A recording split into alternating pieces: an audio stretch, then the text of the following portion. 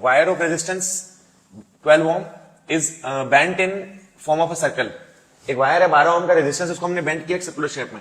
Circle is then divided in 3 equal arcs. यहां से हमने इसे डिवाइड किया 3 इक्वल आर्क्स में. तो फर्स्ट आर्क, एक आर्क गिरी हमारे पास, एक आर्क गिरी, एक आर्क गिरी. हमेशा बोलता हूं कि वायर का resistance depends on the length of wire.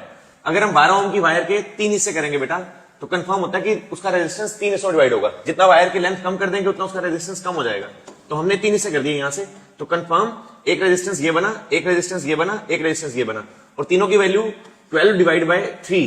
तो 4 ओम 4 ओम 4 ओम मिला के टोटल 12 ओम. उसके बाद ये बोला गया कि बैटरी को कनेक्ट किया हम लोगों ने between the 2 points, find current if voltage is this. किन्हीं भी 2 पॉइंट्स में हम लोगों ने, एक पॉइंट ये रहा, एक पॉइंट ये रहा, एक पॉइंट ये रहा, किन्हीं भी 2 पॉइंट्स को कैरी करना, वहां पर एक बैटरी जोड़ देना. तो हम लोगों ने एक बैटरी जोड़ दी इन 2 पॉइंट्स में, यहां पर एक बैटरी लगा दी.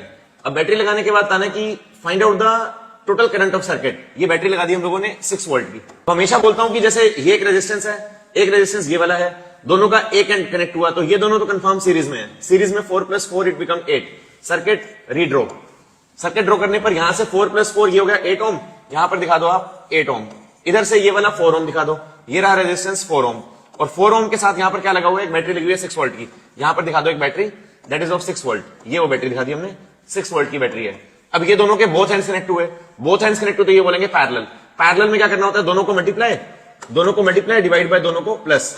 It should be 32 divide by 12. It comes out to be 4 × 3 4 × 8 8/3.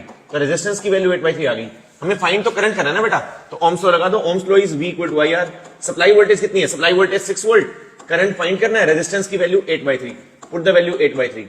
It should B I is equal to 6 × 3 18 divide by 8.